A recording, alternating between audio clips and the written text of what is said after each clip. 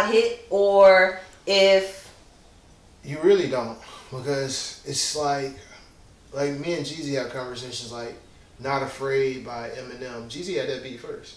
Who's to say he would have got on it and made it a #1 record? That's the whole point. He had it's a lot of records. He had the record with Baby. I Gave Baby that started the whole shit with me and Cash Money. He had that beat first. He's had a bunch of beats that come through me first, but you know, who's to say it's gonna be a hit? It's different circumstances. All kind of variables happen to make shit hit records, and that's what. So when you get them, so you hear a beat. When you first hear it, if you hear maybe 2 to 3 different artists, let's say you say I can hear Jeezy on this, or I can hear. If I can hear 4 or 5 artists on it, then I'm on to something. That's the biggest thing. If I can't hear, that's the key. Like you kind of limit yourself. Oh, this beat's for this person, man. Like matter of fact, let them know after Jeezy passed, I said in the Future. They didn't bite on it though. Wow. So you would never know that if I didn't tell you.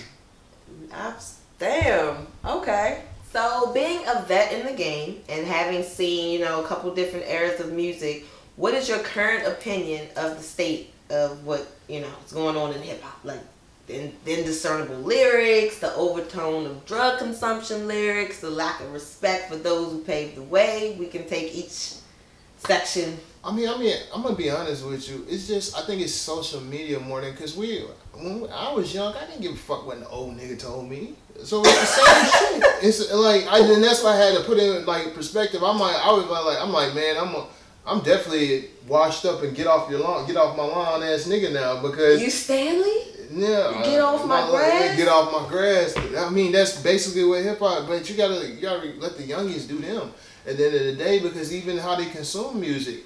Dog, I was looking at like Big Sean, Migos, and all that because everything's changed to sales and streaming. Mm-hmm.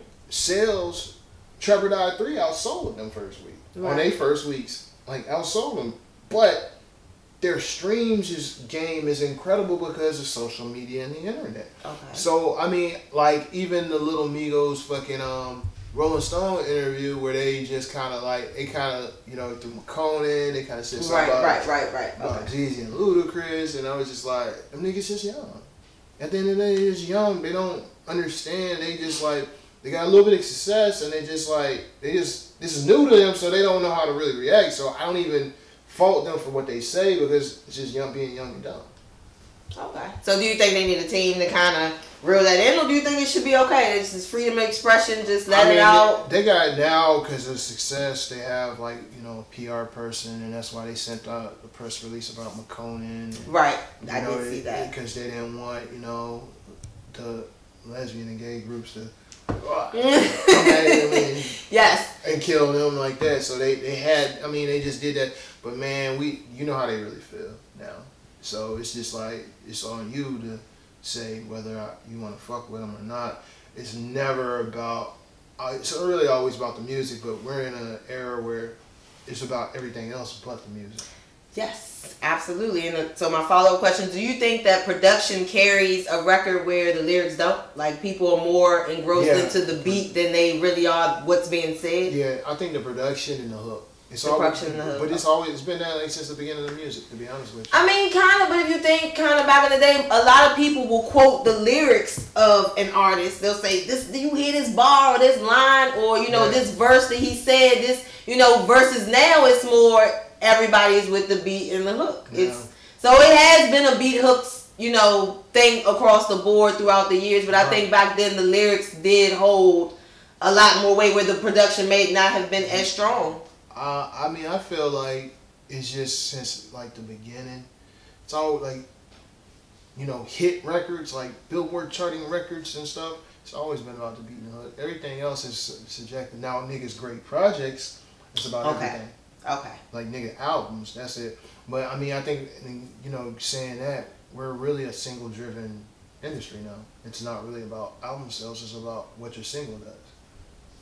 Didn't even think about it like that. You're right. No one's really looking for full bodies of work. It's like next big hit. Who's got that hit? Who's got the next great tune we're going to listen to in the car or in the club? Right. You're right. Okay.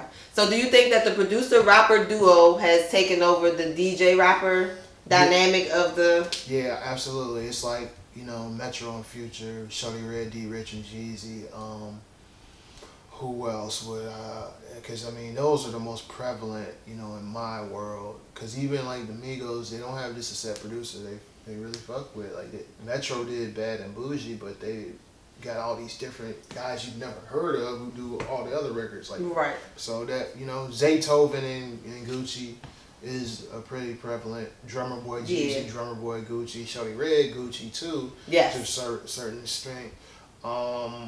You know, Manny Fresh and all that Cash Money shit at one point. T-Minus, Boy Wonder and Drake. Right. All of that. I think that, you know, the last like 5, Snoop and Dr. Dre, of course. Right, exactly. Because they were the original ones, you know, but I think, you know, the producer combo with the artist really makes a bigger difference. And do you think with artists working with a sole producer, it kind of really helps develop their sound, both, I guess, on both sides? I mean, it can be, it's a gift and a curse working on, because I mean, I heard a lot of, you know, with us, with Trepidite 3, you know, they were feeling like a lot of the beats sound the same, and I was like, nah, because About That don't sound like, you know, All There, or Where It At, or any of the other shit, you know what I'm saying? And it's just like, but on certain projects, like, you know, I've heard records like, people say, like Future, like, they said a lot of this shit starting to sound the same, and I'm just like, okay, but this is the same sound that you fucking gravitated to. It's just, I think people are so fickle about what's trendy instead of really listening to this shit that it hurts them in the long run. Okay.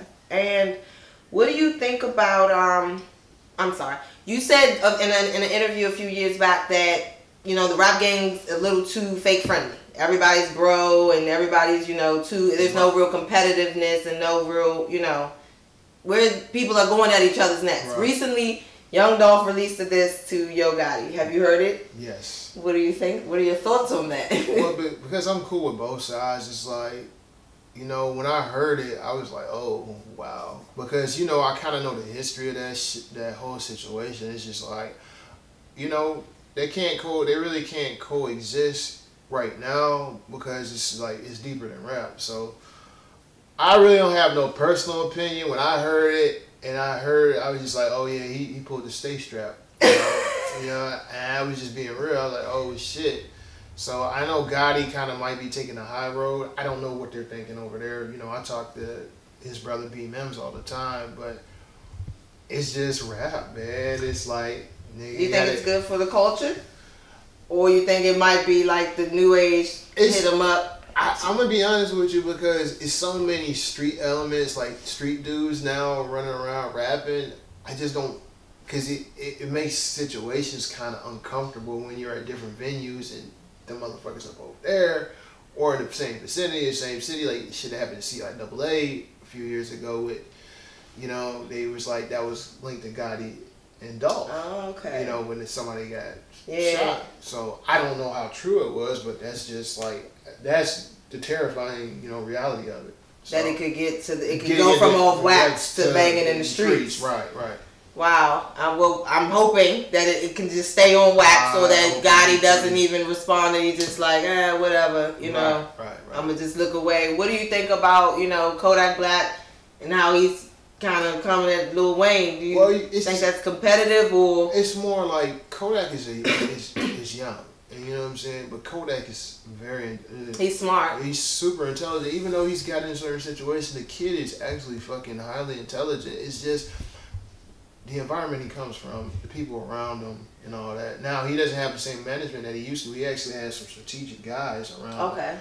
But the shit, you know, it's just, you know, you gotta leave the Instagram and Twitter alone, man. You gotta have somebody who has your, you know, especially when you're an artist, you can't really have control of your own shit no more because, man, you might be feeling away and you doing shit like you just ain't got no money on the line, you still doing coming up or something. You in the hood somewhere, you can't do it no more. Right. Like even me, I don't even tweet crazy like I used to. You know what I mean? Because, yeah, you have it, and that's.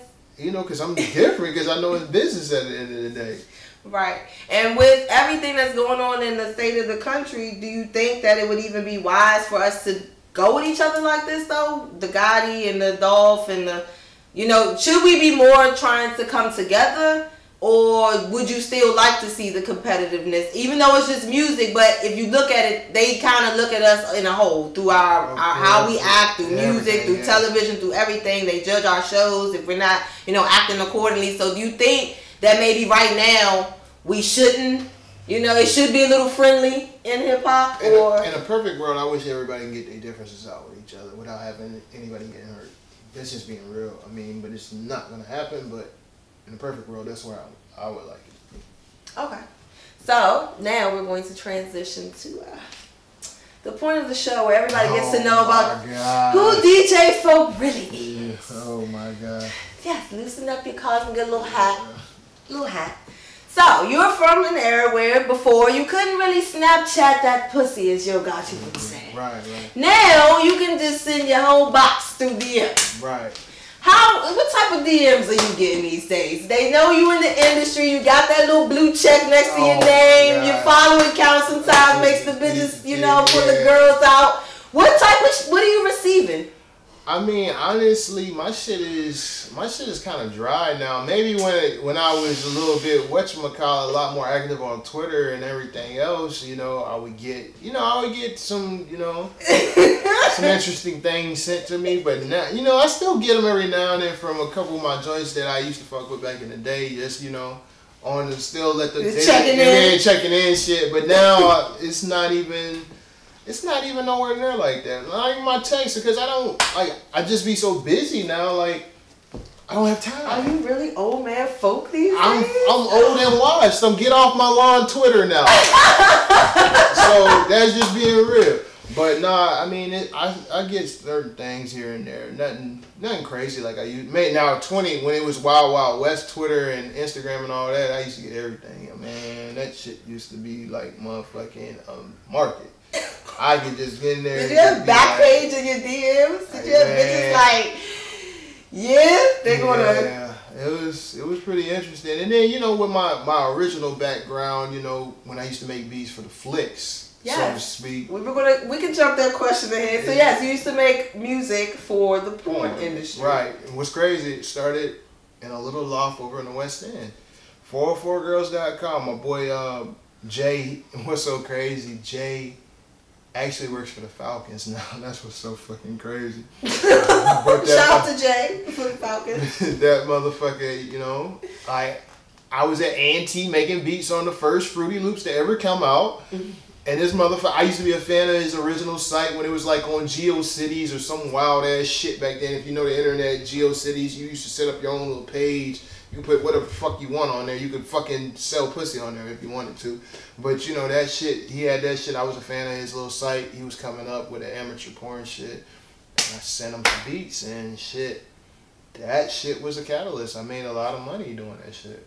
Okay. And since we have been talking about the industry and as far as your career, what would you consider to be like industry pussy? Is that just like a bitch who is just consistently looking for or seeking to be with industry individuals, someone who just happened to have been with industry? I mean, they didn't seek it out, but they just happened to have been. Or what would you? I think now, man, the internet has just all these social media platforms. I remember back in the days, when I was with T.I. and shit, moving around. You had the chicks that used to be at the VIP. Now it's just pick up my phone, let's see what's on my Snap, see on my Instagram. Bride's a DM away. So, honestly, industry pussy could be anything now. Back then, it was a certain, chicks, most of the video chicks and shit like that. A couple of little chicks that always used to be in the club and shit. That was it. Now it's wide open. Have you ever used your position in the industry as leverage or to get with or get at a female?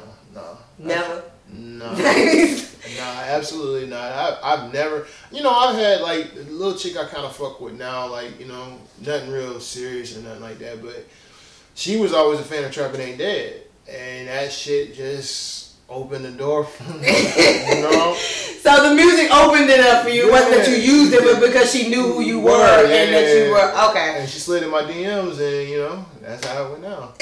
Are you currently single? I am. Are you currently single? Are you currently single? No. Are you currently single? I don't have. It's currently complicated. You know, that is a status on Facebook. It's current.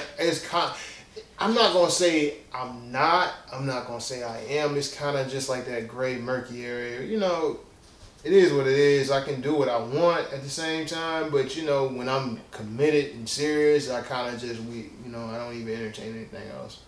Okay. Well, what's your type? I really don't really have one, to be honest with you. It's funny because my ex DM, she said something to me on her. She's like, "You don't even like black girls anymore." I'm like, "Where do you get that?" Like so what I did when she said that, I sent her I sent her a video of me and one of my little chicks, and my chick is like, Afro Latina or whatever. So she was like, "This shows you otherwise. I still like the melanin." That's what I hit her with, and she was just like. She didn't say nothing because we know you like those mommies. Man, I like all women. You like all women? Yes. Yes. Yep. What's your freak number, folk? What the fuck is that? Like what? Okay, so are you licking toes freaky, or are you? No. So where's your limit? What's your number? Where you at with it? You like just missionary sex position? No. So where you at? You ain't licking toes, but you ain't missionary. Where you at with it? What you doing? Know. I don't really. You like a 5? I don't know. I just do me, to be honest with you. I kind of just go with the flow, but I don't do too much. No wild. So shit. You like a 3.5? Yeah. You lights on or lights off? Either or. So we put you at a 4 right now. You talking? You just quiet? You asking whose pussy is that? You talking about this? Like what you doing? I mean, choke stroke. Okay, we might be. We got the choke stroke. Okay. I mean, role play. She coming in a little outfit, trying acting like you somebody else. Hey man, it's just whatever I go with the flow. It just depends on what my joints want.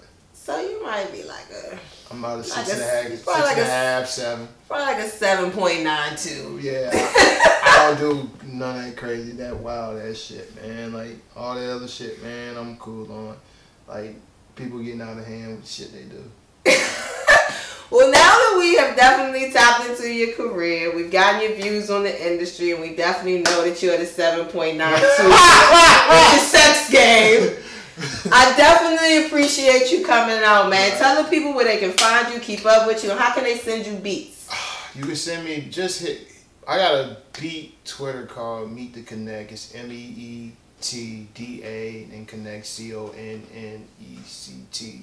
Go there, the email's on there. If you just want to shoot the shit with me about basketball, rap, whatever, DJ folk on all social media.